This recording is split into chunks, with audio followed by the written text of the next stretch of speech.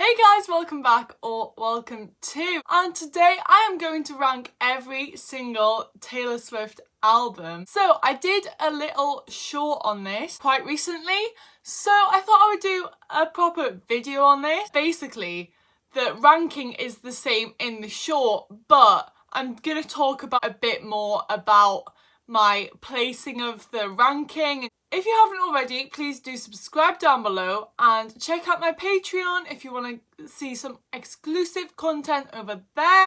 I have a full playlist on Taylor Swift videos, and I'm gonna go from number 10, so my least favourite Taylor album, to my favourite. So at number 10, we've got Debut. Yeah, I guess you're probably expecting me to put Debut as number 10. The only reason why it's there, I absolutely love this one. It is like a baby to me. Like, I love Taylor Swift, but it was her first album, so she was only gonna get better. I feel like everyone uses that one as an excuse. That is the only reason why that's number 10. It's not because I don't like the album, it's just because the rest are better. Maybe when we get the re-recording, things might change, because I feel like they will. At number 9, we've got Fearless, which was her second album. That is also probably why that's so low. Yes, it has its iconic hits, like it's got Love Story, You Belong With Me, 15, Fearless, and we got iconic hits, but there isn't really that many standout songs, especially on the Vault. I'm gonna give you a little unpopular opinion here. It's not that I don't like it, but I just feel like Mr. Perfectly Fine is very overrated.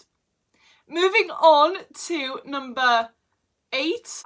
Number 8, we have, what do we have? Oh yeah. So at number 8, we have Lover. Now, people might come at me for having this one so low, but for me, it's not that good of an album.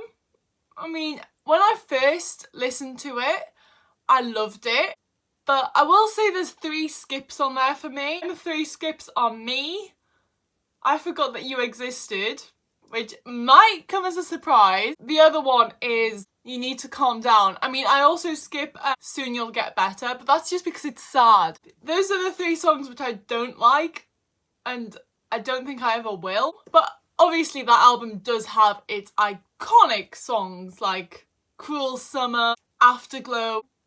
So I don't hate the album, it's just not nearly her best.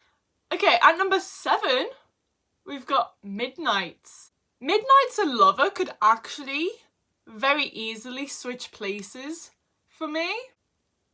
Am I just saying even more controversial stuff? I don't know, but I just feel like, okay, Midnights was a good album. I'm not saying it's a bad album.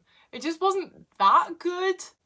Okay, it probably has like 2 standout songs, like You're On Your Own Kid and Would've, Could've, Should've. I feel like I was expecting more from this. Yeah. Moving on. To number 6 is Red. I love Red. I love it.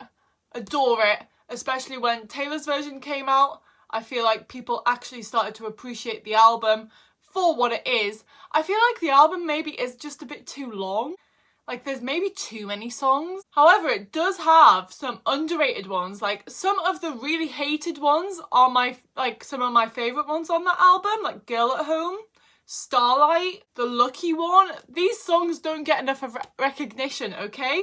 Okay, there's 2 songs which I don't like, and that's Stay, Stay, Stay and I Bet You Think About Me, which is probably very controversial in the fandom, but moving on to number 5, and at number 5 we've got The Lovely Evermore. Personally, for me, there are a few skips on it. Maybe Nobody No Crime and Cowboy Like Me, but maybe that's just me.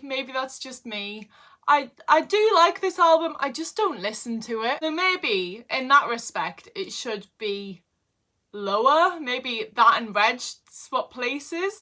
No, it has some absolute gems like Champagne Problems, Ivy, Marjorie. I mean, that song literally has me in pieces. Now, at number 4, we have The Nearly Perfect Album, 1989. This is also an album which I feel like is going to get more recognition when Taylor's version comes out, because Wildest Dreams and This Love the Taylor's version of those are to a next level. Now this album is nearly perfect, and how I say nearly perfect is because Bad Blood, Shake It Off, Welcome to New York, those three are like skips for me.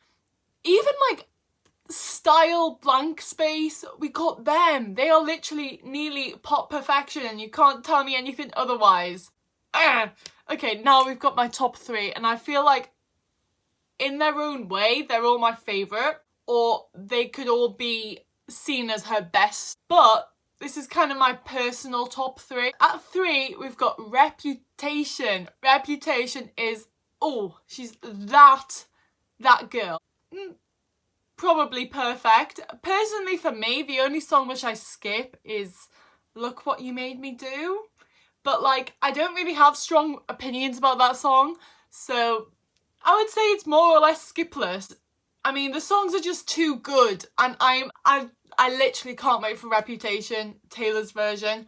I am so intrigued about the vault songs on that album. So at number 2, we have Folklore. Folklore is probably the best written album ever in existence. There is not one skip on this album.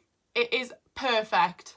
That's the best way I can describe it. So technically, I feel like it probably is her best album, but my personal favourite, as people probably already know, is Speak Now at number 1, okay? This one's just my baby. I will protect this album at all costs. And that's all I really have to say about that album, because I cannot sum up how much I love it. With every ounce in me, I dedicate my life to this album, and I don't actually know how I'm going to survive the re-recording. So, that is my Taylor Swift album ranking. I hope it's not too controversial, but at the same time, so what if it is? Thanks for watching, and give the video a big thumbs up if you do enjoy it, and subscribe down below. I'm so close to 10k, so that would mean a lot. Bye!